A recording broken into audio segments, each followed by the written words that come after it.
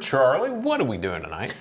There's been a lot of talk that Glenn and I are bourbon snobs and we only review expensive bottles and snobbery. So tonight we're bringing you something different. A new $200 bottle, Orphan Barrel Fanged Pursuit 17-year. The snobbery continues.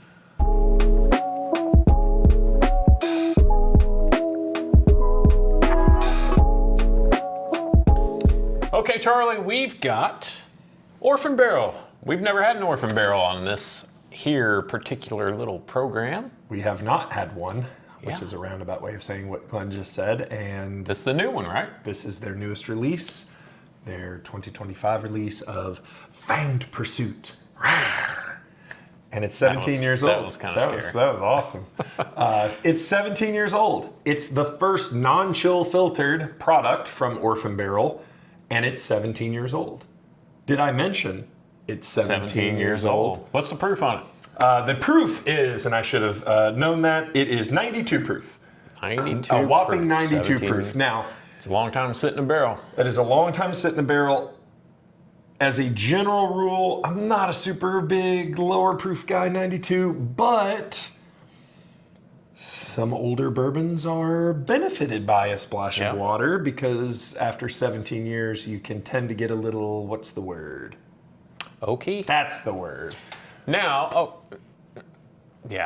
do we know, well, I guess they would say if this was barrel proof, because you could, I mean, a 17-year could come out of the barrel at 92 proof, It absolutely depending on where it's located in the rick house. I have to believe that if this was barrel proof, no water added to the bottle, it would say that. Right. Orphan Barrel does a great job of telling us very little, just enough. So, for example, in their press release, they gave us the mash bill, which is a carefully selected mash bill of 68% to 74% corn, somewhere in there, and 18 to 22% rye, somewhere in there, and 8 to 10% malted barley. So it's a high rye Kentucky bourbon. That's what it is. And the reason that they don't give us mash bills anymore is because detectives can look at that and be like, oh, that's from so-and-so. So Orphan Barrel is owned by Diageo, the massive spirits conglomerate, and they bought Stitzel-Weller Distillery, and this is one of the feathers in their caps. And what they do is go out and they find old barrels and bottle them. Absolutely.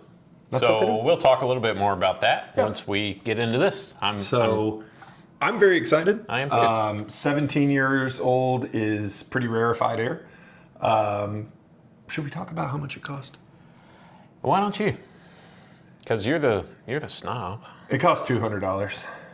And normally I would have passed on this bottle, but there's been so much talk of snobberiness lately that I thought we'd just lean into it. Yeah, lean into it. Let's spend my hard-earned money on this. Don't tell my wife. So what I'm noticing about this is it's not super dark. It's got a really nice, almost an orange color. It does. But it looks super viscous. Yeah, which is non-chill filtered. So it's non-chill filtered.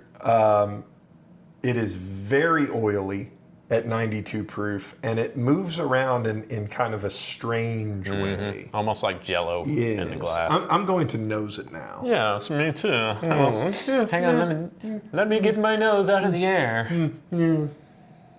Ooh, that smells very nice. Very nice. Caramel, cherries, cola. A little bit of cinnamon. Yeah. Lots of cola. Bacon spice. Sweet burnt sugar. Yeah, just fruit. All the flavors. Let's just keep saying things. Burnt tire. Rich mahogany. Jinx. It does. Fine film of dust. It has that was a good one.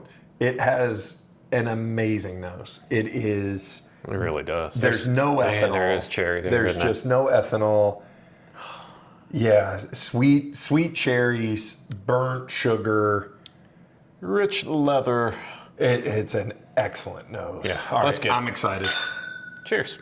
Snobs.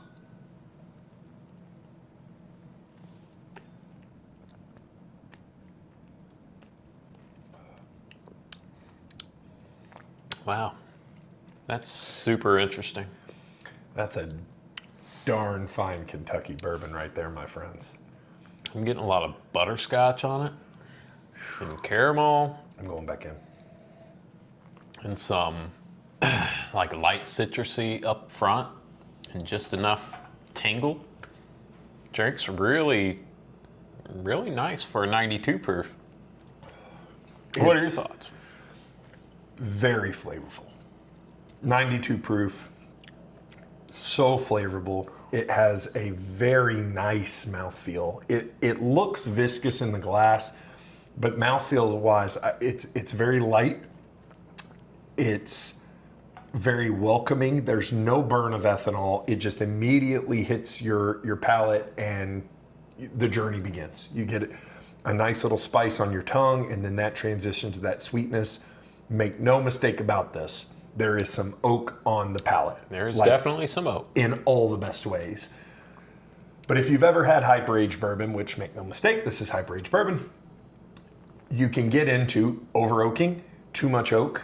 The oak either just eliminates all other flavors. There are no other flavors, or it overpowers. Yeah, it can get really bitter. This is not bitter at all. This is very nice. The sweetness does not hang around super long, but it's there long enough that you enjoy it, and then it transitions into that just warm, oaky, just a heavy sort of palate to it. Yeah, and I said there's no bitterness, but the finish, there is a nice, like, bittersweet chocolate on the finish. And it is like, I keep saying, like a sipping whiskey.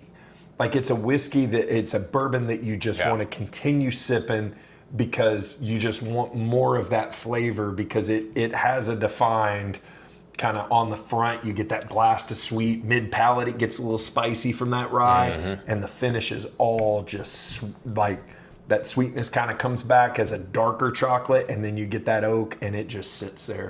Yeah, you get the spiciness like all around the peripheral of your tongue, the outside, and then the inside of your jaw. I got some like up here on my gums and behind my teeth. Up on my gums. Up on my gums. My plums. My gums they're spicy, Mom. That's a really nice selection. That's only the second Orphan Barrel I've tried. I tried one at Stitzel-Weller, the bar, the Garden and Gun Club. I can't remember if it was the Muckety Muck or what's the one that was right before that one? I think Muckety Muck might be a Scotch. Okay, then it wasn't. So I don't think it wasn't the Muckety Muck. Then it was. I may be wrong. I don't remember the name of it. I think it was the one right before. Did it have a cardinal on it? No. Was it the shade one? Oh, okay. No. Anyways, speaking of Orphan Barrel has a long and they've been around for quite a few years. If we were good at this, we would have told you when they were founded. But this is what they do. They go find some hyper-aged bourbon from all over the world, not just Kentucky. They do Scotch, they do Tennessee, and they find these American whiskeys. They find these interesting barrels, these interesting mash bills. Usually it's older. They dump it, they release it under their banner, and you have this super limited run of typically older whiskey. So I'll tell you something that was interesting to me when I was looking at their website. Yes. Is all of the previous releases said Orphan Barrel, Tullahoma, Tennessee, which is where Cascade Hollow is. That's right. Well, on this release, it says Orphan Barrel, Bardstown, Kentucky. It does. So I don't know if they've moved their headquarters or what's going on there. Interesting. And I tried to search and find a story or something and find a little bit more information about Orphan Barrel, and I could find nothing to tell me why they went from Tullahoma, Tennessee. Am I saying that right? Tullahoma, yeah. To Bardstown. Yeah, that's interesting. And who knows? It's Diageo, and who knows what Diageo is doing, because they're ginormous. And this is just another like little feather in their cap. Like they own Johnny Walker and Guinness. Like they have just bourbon. a little, just a little company. Interesting thing on Diageo though is, and kind of back to the bourbon economy, and we're getting into the economy, but kind of a sad day. Diageo has closed the Stitzel-Weller distillery yet again. So the Stitzel-Weller distillery in Louisville, Kentucky has ceased bottling and distilling operations, it is still in existence. It's still open. You can still go and do the tours, but now that's Which all. I highly recommend. Yeah, do that cool tour. place, awesome place. You can see Pappy Van Winkle's desk and all that stuff. But it just goes to show you in 2025 the way the bourbon and the whiskey market, and really and truly the entire wine, spirits, beer market is trending going into 2025. Which was super interesting to me when I saw that article, because the last time I was there, I was under the impression that they weren't making whiskey or bottling whiskey there anyway. I thought all that had moved to Bullet. And maybe they were only doing a little, and it's a non-story. But if it was a non-story, why would you do a press release and announce it? But I think, again, it just kind of flies back to kind of which way the market's going.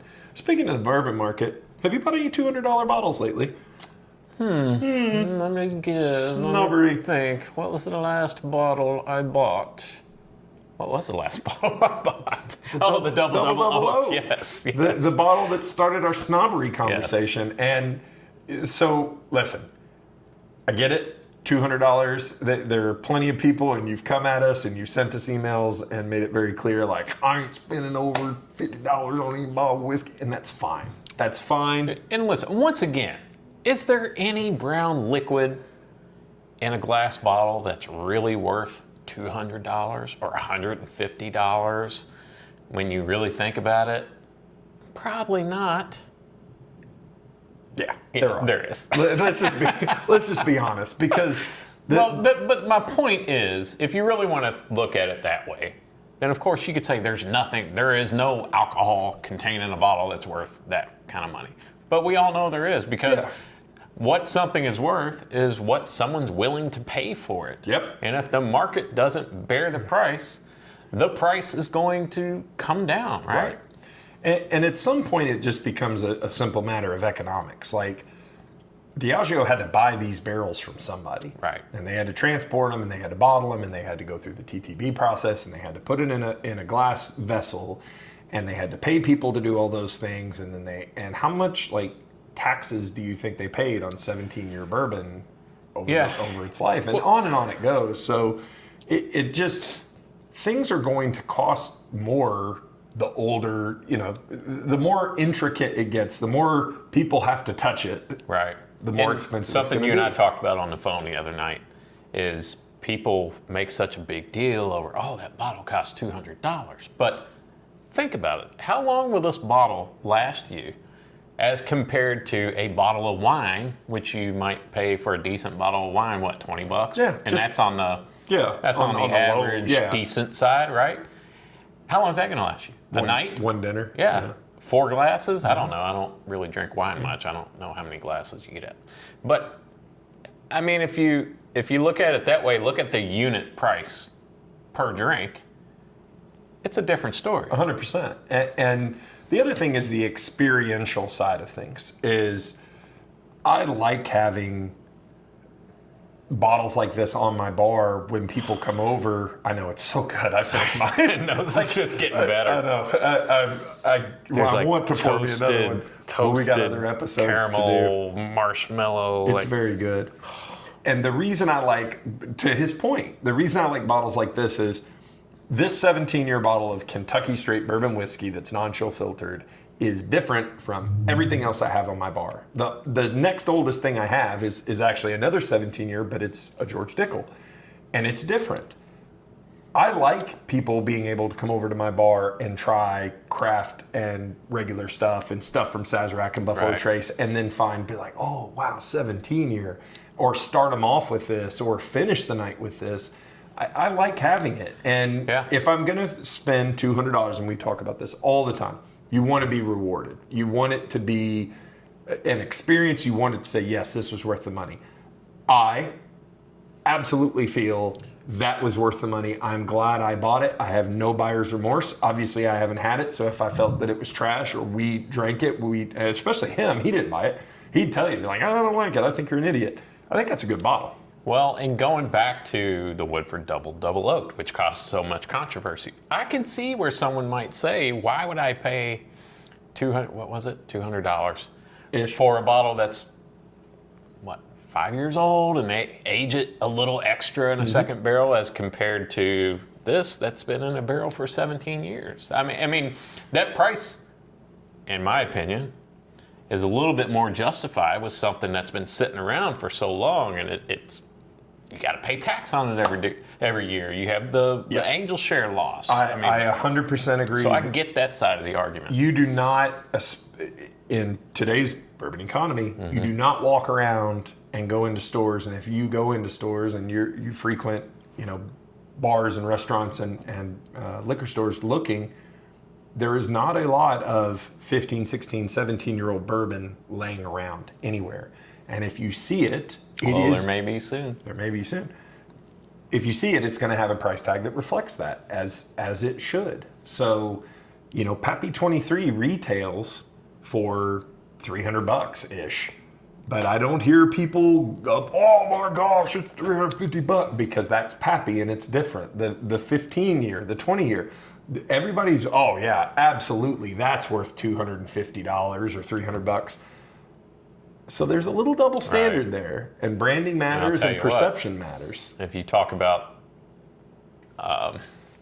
if you want to compare, I'm not comparing this to Pappy 23, but if you want to talk about over-oaked, I 100% agree. Bitter. Yeah, and that is one that I wish I could go back to and drink, because I had that so early in my bourbon journey and was such a fan of the Pappy 15 that the 23 just didn't do anything for me. I just remember being like, leave it. I'd love to taste it again and try it again. If you've got a bottle of Pappy 23 and want to donate it to us, send it to Someone to Bourbon. I wish I had that bottle back. My Stitzel-Weller Pappy 23. I wish I had it back just to taste it again now that I have so much more experience. Yeah. And see if I feel the same way about it. Yeah, and to fall into the hype. And the last thing I'll say on these hype barrels and bottles, or hype bottles, unicorn bottles, and bottles that people feel are overpriced and feel like they're not. I had the opportunity to go to a bourbon festival in Louisville called the Bourbon Classic. It's a phenomenal event. If you get the opportunity to go, tickets for 2026 are already on sale. It's in downtown Louisville at the Convention Center. It's a food and bourbon expo, essentially, a couple of nights. It was Maybe great. He'll take me next year. I invited him. He couldn't. He had a birthday party. One of the things that are there is, and I had VIP tickets, by the way. Because you're such a snob. Part of the VIP package is you get to go to the VIP section, and they have pours, and all the pours are complimentary. There's no cash bars. And on the bar was basically the entire antique collection. So I got to try, outside of the antique, the Weller Crafted Perfect Bourbon. I tried I had Blanton's Gold again, then went into the thing and tried a bunch of, everybody's stuff. They set up booths. On my way out, when the VIP had cleared out, they had George T. Stagg, Thomas H. Handy, the Sazerac 17-year, the Eagle Rare 17-year, and all those. And I got to try 2 or 3 of those on my way out, and they were all great. They were very good. But I didn't achieve enlightenment. I didn't float out of there. I didn't move to a different bourbon plane. It was, oh, wow, those are good. Those are really good. But nobody bats an eye about paying $250 for those or more. So 100%. It's at some point. And here you have something that's here today, gone tomorrow. This will never exist again. Yep. And these are, at least right now in the first week of March in 2025, these are pretty readily available. Check your local markets. But they're available online. You can still find them for around $200.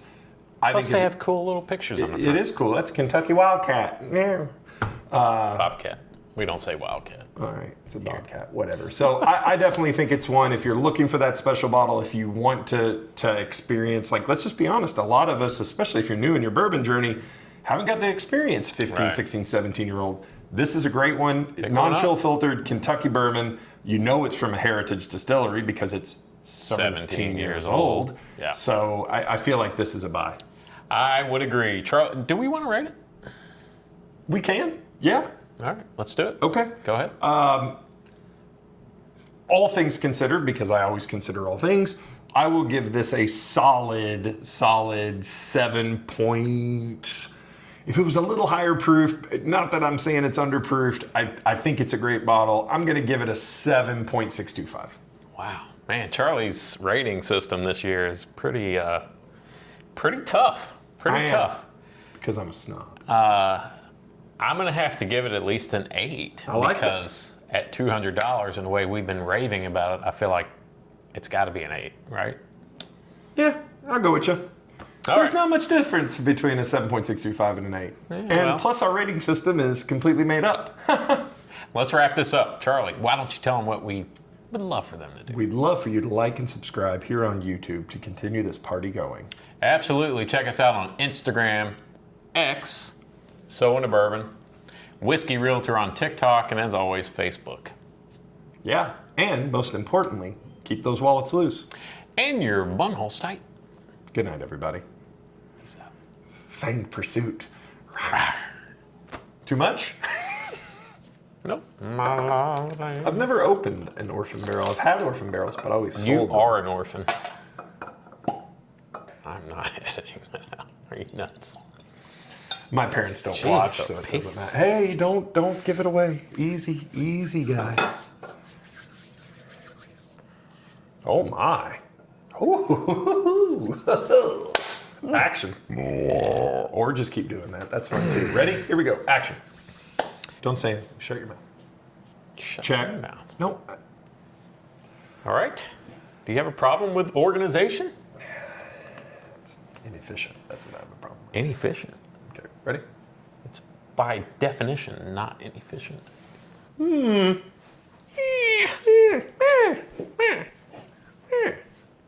Where do we go? Oh, I want to know. Where do we go, my lovely? 3, 2, 1, action.